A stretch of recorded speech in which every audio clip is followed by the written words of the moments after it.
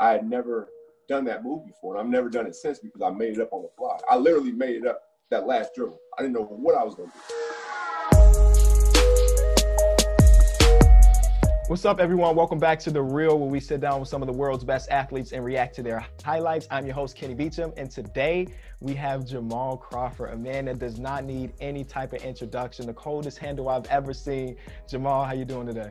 I appreciate it. See, Kenny, I saw a flashback there, so I didn't know you had love for me, so I appreciate the introduction. Oh, I got a lot of love for you. Honestly, I'm opening up the show by telling you a story, how you're super important to me becoming a basketball fan. So I live here in Chicago, and my first basketball game I ever went to was in 2003, the last game of the Bulls season. You were part of the team going against AI. I think you had like 30, AI had like 40, yeah. And that was the day that I fell in love with basketball. So like you're a big part of that. That's crazy, bro. I remember that game because I had like 35 pictures on my wall. AI, you can ask my mom. Like, I used to cut out pictures of magazines and put them on my wall. And so that game specifically, that was like the first good game I got a chance to play against one of my heroes, right? And I remember I had 33 and 8. I had the basketball. And I looked at the stat sheet. I'm like, I had a good game. We won. He had 42. I'm like, what? I thought I could party against him, but that was just his greatness, man. But thank you. I appreciate that. I remember that game vividly. So what we're doing today is sitting down, reacting to your highlights. We got a bunch of them. We got 20 years plus, you know, of highlights. So we got to pick a few. And we're going to start off with one that's like one of your signature moves. You got a lot of them. And that is that self-lob. Backstory about this. I actually got off the bus. You know, when you come into town, you get there a day earlier. I went and played on the playground for 3 hours before that game. And then actually had a great game. I think I had 31 and threw it off the backboard and dunked. And I had to give a show, you know, coming home for one of the first time. So that was fun, for sure. Do you get a rebound, an assist? Like, what, do you get extra stats? I don't know if they get a missed shot for that or what. I don't know exactly what happens on that. But then, as you see it, as it's rolling, I did it again in the Garden. That was different because the Garden's the world's most famous arena. And did it again in the Garden. And I remember Mike Green right there on that play. He thought I lost it. He was like, Crawford out of control. Oh! Like, he was kind of surprised by it. So that was pretty cool as well. So you played for a home team in the biggest arena. So you already talked about the Garden, the mecca of it all. You played in the UC, and you also played in Staples Center. Like, which one had like the best fan vibes? So Chicago was interesting because we weren't that good at the time, and it still sold out from everything Jordan's guys had done before.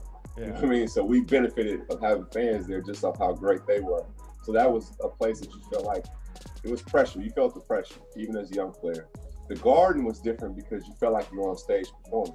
I remember one game, Samuel L. Jackson was there, and I didn't play that particular game. And I was sitting across from him, I had my hand wrapped.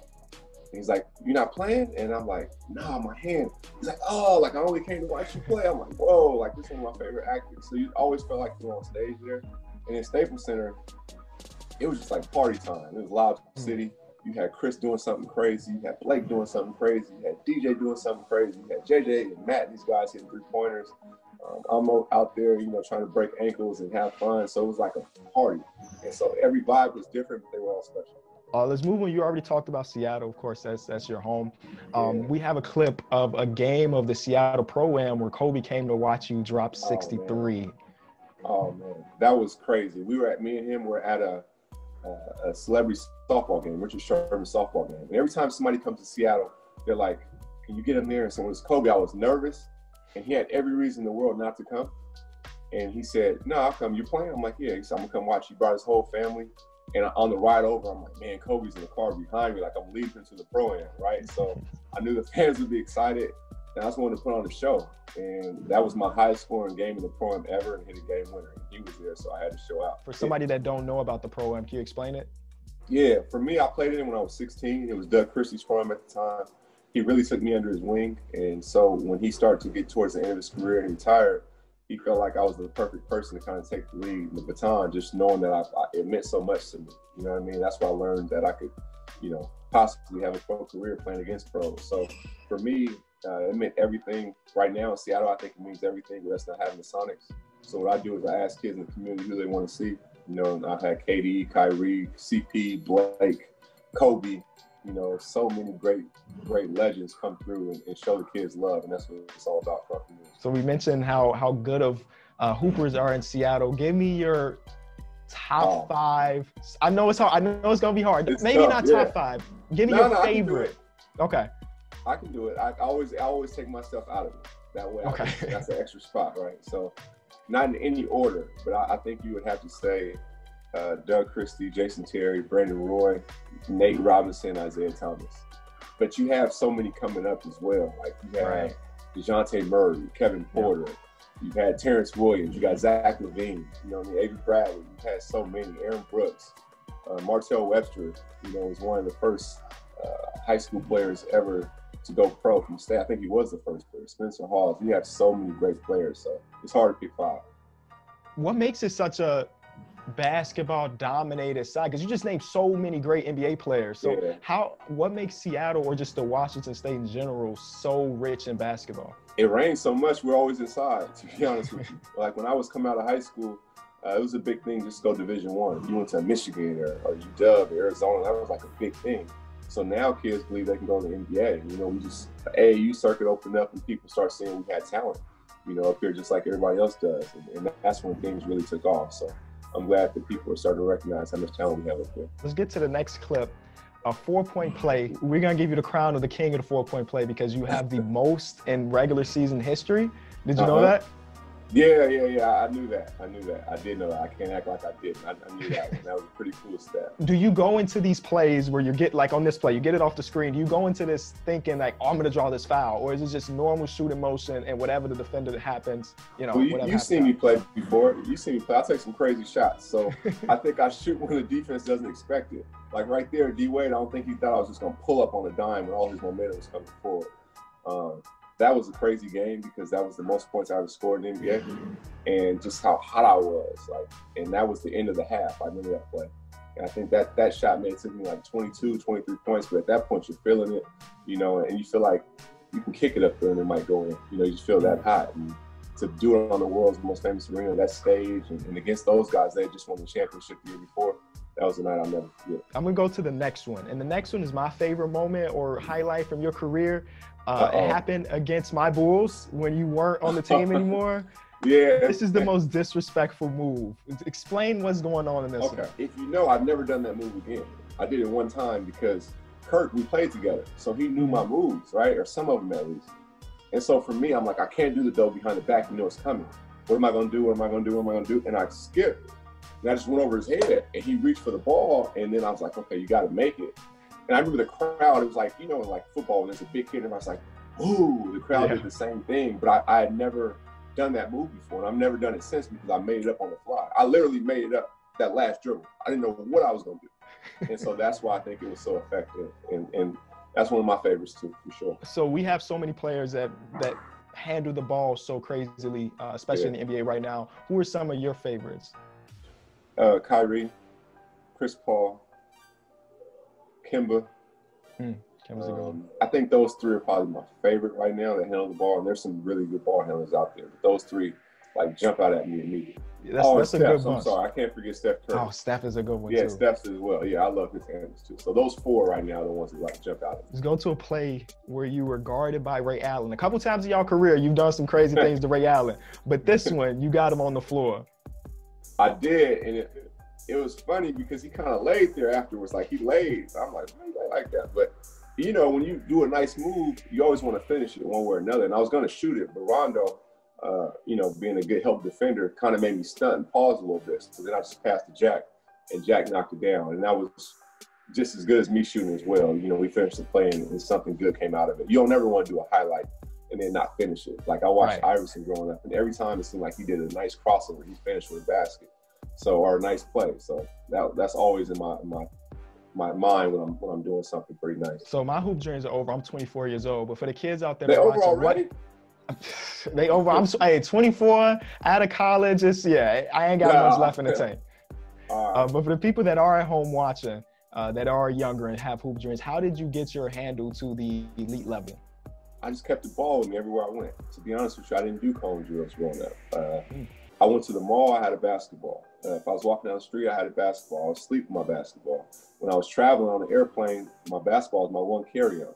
So like it just became as natural to me as walking. Like when you're walking, you're not thinking right foot in front of left, right. You're just walking. Mm-hmm. So that's how I am dribbling. Like, even if I lose it, I can recover it and make it into another move. You know what I mean? Like, I just became one with it. And so for me, I never know what I'm really going to do. And I think that's harder to guard because the defense can't know what I'm going to do if I don't know what I'm going to do. You know what I mean? Right. So it's just another way of doing things, and it's worked out pretty well for me. So we got another one where you drop somebody else, and this one is Rudy Gay.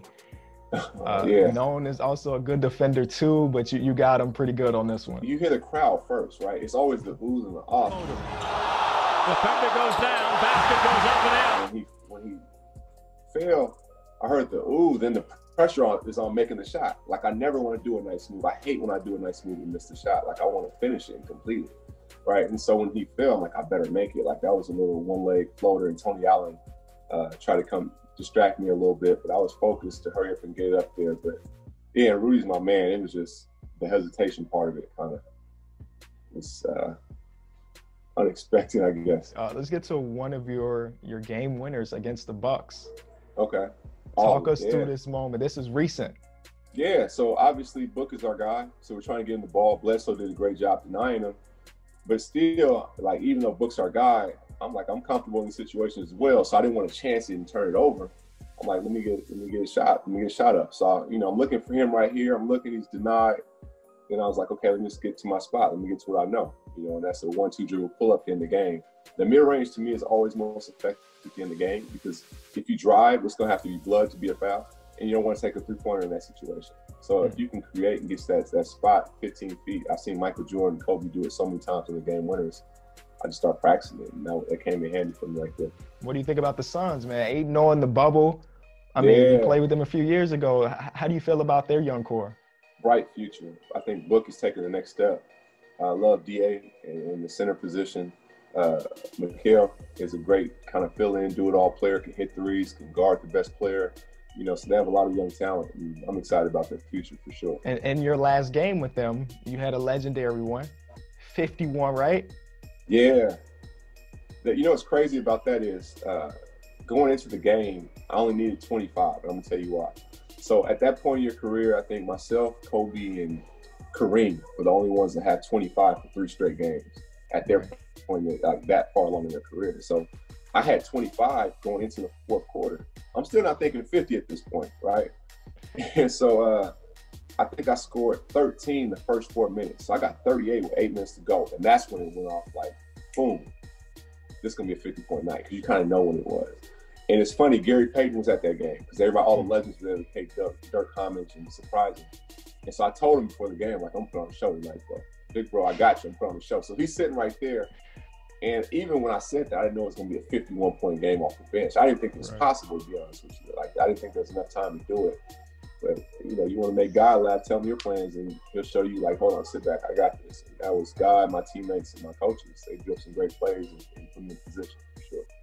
I feel that. And you also, you mentioned Kobe in that record, 25 straight for a couple games, but you also beat MJ's record, right? For the most points scored by the oldest player, I guess. Yeah. And then, that's my favorite player ever, right? So to beat his record he has so many records. He has a million records. But to actually, for me, to beat his record as the oldest player to ever score that many points, and then to be the highest scoring bench game in history, and then to be the first on 4 teams to score 50, that was like a legendary game. It was so unexpected, but I had the easy part of making shots. Like I said, my teammates and the coaches deserve so much credit because they were feeding me and they were setting screens, giving me the ball. So when somebody scores that many points, it's never just that person that scored the points. It's like a perfect storm of everybody. So yeah, thankful for that. So we can't talk about Jamal Crawford without talking about the 6th Man of the Year award. You and Lou Williams are the only 2 people to have it three times won. But you weren't always a 6th man. So what was the transition like from being a starter to I think it was at Atlanta, right? You went to the bench role for the first time. Yeah. So for me, I've always been a starter, right? Even as a kid, I never grew up to say I want to be a guy that comes off the bench. But once you've been in the NBA for a while, they kind of start to put you in a box. And I felt like I was being known as a good player on bad teams. And I'm like, man, I feel like I'm a good player regardless. So I'll do whatever it takes. And I ended up getting traded to Atlanta. They had their starting 5 in place because they just went to the playoffs. They're like, you can come off the bench. I'm like, all right, I'll come off the bench. I don't care. I'll still be effective. And at first it was weird. The first game I took 2 shots and I had 3 points and I remember Coach Woodson called me in his office, like, I want you to lead the league in scoring off the bench, right? So you still have to go attack. I'm like, all right, Joe Johnson's like, man, we need you. I'm like, all right, so I ended up being the second leading scorer on the team. We won 53 games. And that was like the second half of my career. And I never knew that it would kind of take on a life of its own. And it's amazing because now I see kids and they're like, man, you made it cool to come off the bench. Like, I don't have to start anymore. And I'm like, wow, like that, you never know what kind of impact that I have, because that's not what I was in it for. I was just tired of losing. Right. So it's pretty cool that, you know, it's kind of know Lou myself now. So this season, not a season like any other. We had the league get put on pause. And once it was coming back, you got a call from the Brooklyn Nets to come to the bubble. What was your bubble experience? It was unbelievable for me. It was like, it was surreal on different levels, because when the call happens, you're almost like, did that really happen? I've been sitting over here for a year. So once it actually happens, you're like, wow, this really happened, right? And then once you get there, you don't know what to expect. If you love basketball and you like, that's all you think about, then the bubble's for you, because there's no escape. Like you're there, you're working out, you can go back to the gym at night, you can go back in the afternoon after practice. So it's like AAU, right? You see all these different teams, you're in the same hotels, you're competing against each other. But I love my bubble experience. I wish I got a chance to play more as far as not getting injured, but like the practices and being around the guys, and even the 5 minutes I was out there, showing them like, oh, he hasn't missed a beat after missing 16 months was gratifying for me, you know, to see all your peers like, man, you still can go, you know, that made me feel good. Yeah, it was super exciting when you checked in for the first time. I was sitting there rooting you on, man. And I mean, again, it was unfortunate that it did go the way it did, but I was happy to see you get another shot. Thank you.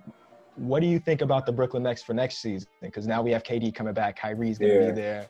How do you feel about them? Yeah, I think Brooklyn, KD and Kai, those are like two special talents, like really, really special talents. And then you see Karis LeVert, you see Dinwiddie, you see Joe Harris and Jared Allen and DJ and like so many pieces. I think they can definitely come out the East, without a doubt. I think so, especially once it all gets put in place, for sure. So the last thing we have for you today, JC, is a NBA synchronized moment. I don't know if you've seen things like this where two NBA players are doing something at the same time and don't even realize it. And it's you and Jimmy Butler. That's my guy. Oh, see, we were in LA at that game. Yeah, I remember we were playing, I think, the Lakers. And that's crazy because we were just talking off the floor. We weren't saying like, hey, grab your jersey right here and, you know, wipe your sweat. So that's crazy, but it goes right in line with how me and him were that year we played together. We were so in sync, always communicated, always talked about everything, and still have a relationship to this day. I just talked to him the other day. I actually told him how proud I was of him, the season he had and how he led with the Heat. But yeah, that's crazy. That's the exact same moment. It wasn't like we did the exact same thing. They kind of put it together. That was in real time. And thank you, Jamal, again for coming on to The Real. This was a blast. So many great highlights we reacted to. We appreciate you taking the time. I appreciate you guys having me. Like I said, just watching other people with their highlights is really cool to see. So I'm excited to see how this comes out, and hopefully people enjoy it like I've enjoyed others. And everybody at home, we appreciate you watching the video. Leave a like, subscribe, and we're out.